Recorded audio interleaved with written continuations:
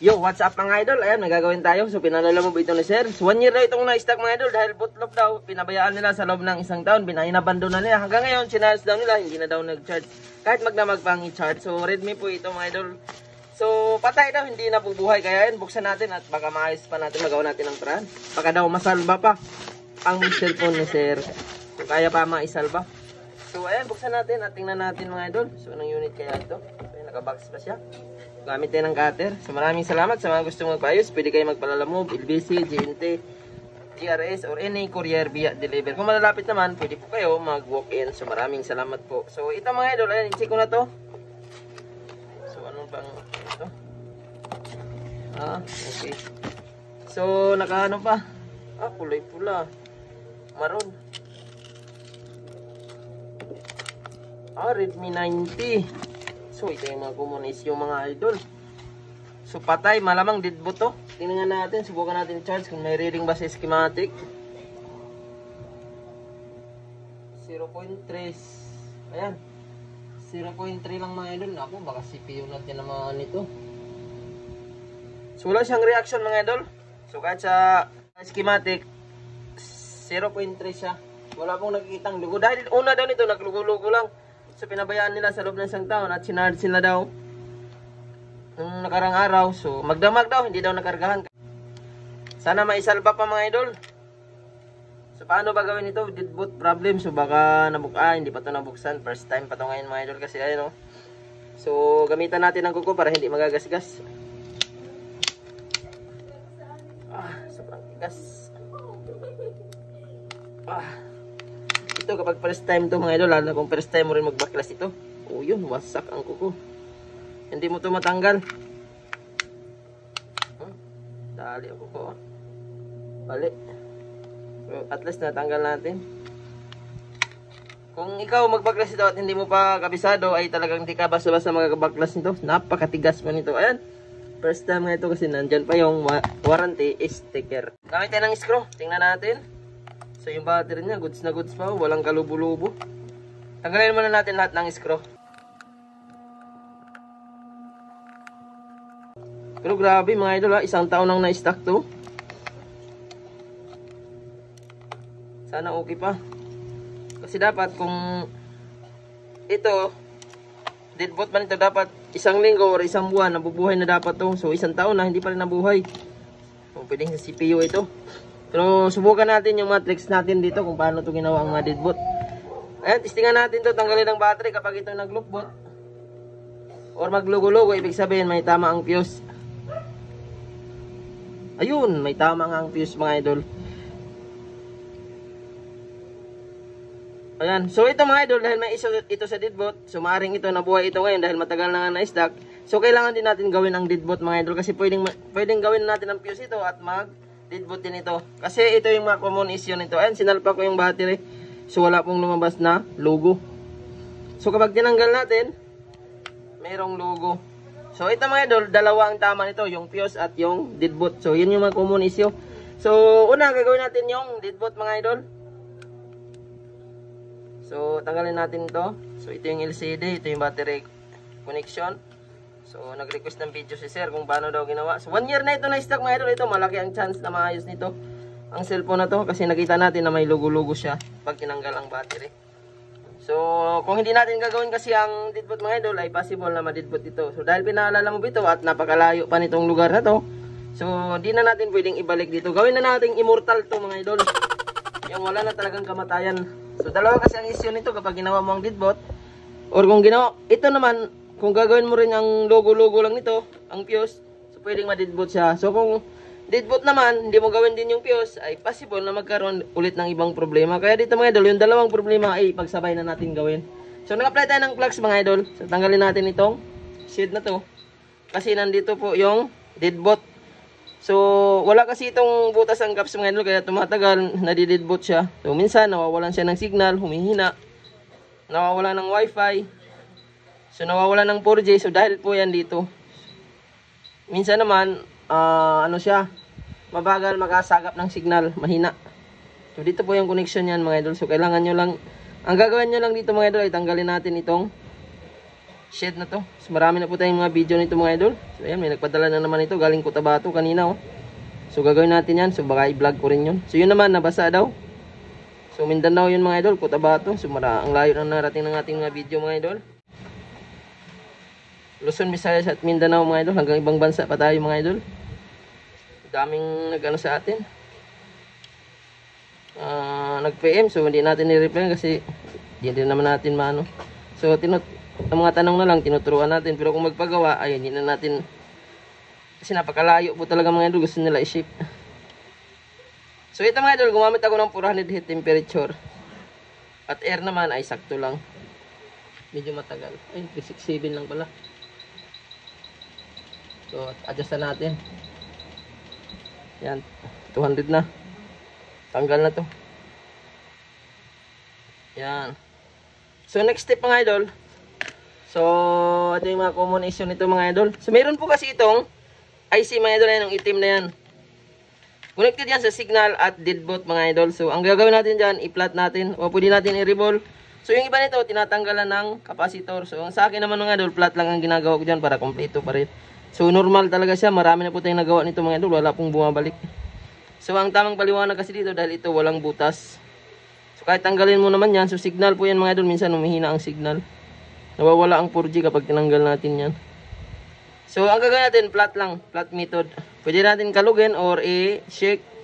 Pwede i-flat, tanggalin. Or i-revolve, pwede. So sa akin naman, flat lang. Ayan o, lalabas ang mga tingga niyan mga idol kapag i-flat. So ingat-ingat din pag nag-flat kinito mga idol kasi baka mamaya medyo hilaw pa. So ayan, na-flat ko na. So pwedeng mabasag kasi ang IC niyan at lalong masira, mawala ng signal. So ayan, next step, ibalik natin ito. So naano ko na yan mga idol. So na-i-flat na siya. So nalalabas ang mga tingga niyan. So ibalik lang natin ito mga idol. Pero pag ibalik natin to, kailangan nakaangat ng kabilang gilid ha, para may exhaust. So ayan, ang ganda ng hot air ko mga idol. Ayan, magbabalik tayo. Na-interrupt yung ating live ating video mga idol kasi may nagtanong. So ayan, linisan natin. So tuloy tayo. So ayan mga idol, after ko siya na-flat, ayan. So medyo nakaangat na po ang kabila nito. Ayan. Kitang-kita yung bakal. So yan po yung technique dyan mga idol. Ang dami ko nang nagawa nito mga idol hanggang Luzon, Visayas at Mindanao at hanggang ngayon. So tulad kanina, yung last upload natin sa page, ngayon lang. So dati ko ginawang deadbolt 2022. So ngayon bumalik siya dito. Nagka-issue sa fuse kasi hindi ko nagawa ang fuse kasi ang issue naman dati kasi ito deadbolt. So ngayon nagka-issue na naman sa fuse. So ayan, last issue na yun mga idol. Hindi na po magkakaproblema. Ito naman, dalawa ang gagawin natin para maging immortal na talaga. So gagawin din natin yung fuse mga idol. So ayan, pahingain muna natin pala habang ginagawa natin yung fuse. So kapag gumawa kayo ng deadbolt mga idol, wag nyo isalpak agad kasi hindi po yan magre-react dahil mainit pa ang board. So 3 minutes may pinakamatagal mga idol. 2 minutes pwede na. So gawin natin yung fuse mga idol kasi kanina kidlat lang ay wala siyang kidlat nakikita kapag nakakabit. So kapag nakatanggal naman ang connection doon sa board ay nakikita ang kidlat. So ibig sabihin sa fuse yan mga idol. So gamitin ng tingga. So common issue din ito mga idol kapag ginawa mong deadbolt, kailangan gawin mo talaga itong fuse kasi magkaka-issue ito balang araw. So para maging immortal na talaga at sulit ang binayad ni sir or ni nagpadala nito may-ari. So wala na to, isang gawaan lang ito mga idol. Pero grabe ito ha, 1 year itong na-stock. So malaki ang chance na maisalba natin to. Ayan, sana maisalba natin. So ayan, ito naman mga idol, 99.9% ang chance. So ayan, tanggalin natin to mga idol, i-bypass natin yung fuse. So ayan, so i-zoom natin. Yan. Hinangan natin ang gilid-gilid para madali siya matanggal. So ayan, natanggal na natin. So gawin natin, bypass natin mga idol. Ang dami ko nang binaypass ng ganito mga idol, ilang taon na. Hanggang ngayon, normal pa rin ang battery nila. So huwag po kayo matakot kung mag-bypass kayo ng ganito. Talagang susulit ang battery nila, sobrang kunat malubat. Kahit ma-overcharge, pwede. So ayan, pagdikitin lang natin mga idol. So bypass ang tawag. So yung magiging fuse niya ay yung tingga na. So kahit mahulog-hulog ito, ay hindi na po ito basta-basta masisira. So next step natin, ayan. Ibalik na natin. At tingnan natin kung lalabas na yung logo ng battery indicator. Kasi kanina, nung nakasalbag ang battery, wala talagang makikita ang indicator. So diretso kabit na to mga idol. Install na natin lahat. So ayan, ang ganitong gawaan mga idol. Kung nagawa man ng mga ganitong cellphone ninyo ay talagang sulit po talaga. Wala na pong sakit sa ulo. At ayan, tingnan natin kung lalabas ba yung logo. So overdrain, ayan mga idol, lumabas na siya na nakasalpak ang battery. So ibig sabihin, pwedeng na-solve na natin ito mga idol. So antayin natin kung mag-on ba ito, magtuloy ba sa menu. So ayan, dahil 1 year na nga itong na-stock. So ito yung tinanggal natin mga idol. At inayos natin yung doon sa board, yung deadbolt. So ito mga idol, ang usapan namin dito ay 1 year warranty. So kung magpagawa kayo ng ganito sa akin mga idol, meron po kayong 1 year warranty. Sigurado na yan mga idol ang gawa natin. Kaya po nagbibigay tayo ng 1 year warranty dahil 100% hindi na talaga yan babalik pa ang sira. Kaya kung gusto mong magpaayos ng ganito mga idol, legit po ang ating gawaan. So ang dami pong nagpagawa nito mga idol, halos araw-araw may natatanggap tayong ganitong model mga idol. So hindi kagaya dati talaga na tag 5-10 ang matanggap natin ito. So ang dami pong nakakaalam sa ganitong gawaan mga idol dahil sinishare po natin dito sa ating YouTube at sa page. So ito mga idol, wag mong gawin to kung mag-DIY ka lang kung wala kang sapat na gamit. Kasi ito po ay napakasilan gawin. May nag-DIY po nito mga idol. So nagsitanggalan lahat ng pyesa. So delikado. So madali lang po yan tingnan. Pero kapag ginawa nyo yan ay hindi nyo po yan basta-basta magagawa. Kailangan po ng experience. So ayan, nabalik na natin lahat ng screw. At tingnan natin dahil na-overdrain ito mga idol. Ayan, meron ng logo. Kanina kapag nakasalpak ang battery ay walang logo. Pag tinanggal ang battery, naglo-logo. So may tama din itong fuse mga idol. So yung deadbolt niya ay ginawa na rin natin. Double purpose na para maging immortal na talaga. So antayin natin ilang minutes lang mga idol, magkakarga na yan. So magbabalik tayo. So ayan, meron kasi ang ano, nagpapatay-patay. So ito yung nagtanong. So gawin muna natin to. So i-charge ko muna yan mga idol. Ayan, magbabalik tayo mga idol. So after 10 minutes, ayan, meron ng 12%. So grabe, ang bilis mga idol, oh. Tingnan natin kung mag-open. Dali natin kaagad. So ito, dahil ginawa na natin yan, ay permanent na to mga idol. Talagang immortal na ito. So subukan din natin i-restart kasi ang mga problema ng ganitong unit kapag nare-restart ay namamatay na, hindi na po nabubuhay. Minsan naman kapag i-camera, nagkakaroon ng error. Minsan naghahang sa YouTube. So yun pa yung mga common problem niyan mga idol. Pag i-camera namamatay, pag nagadita namamatay.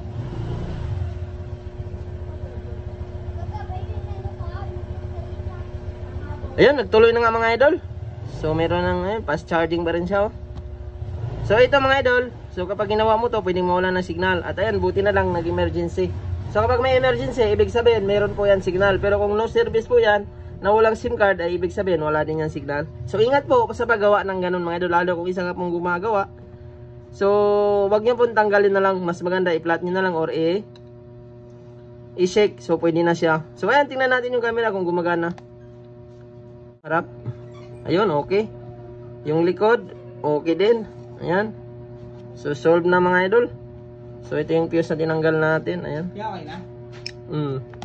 Tinubos yung ginawa natin mga idol. So yan, normal naman lahat, pati camera. So yung tunog, check natin. O wifi muna. So yan, sobrang lakas ng wifi mga idol. So yan tunog. Okay. Subukan natin i-restart. So last option natin, i-restart natin kung mamamatay pa rin ba.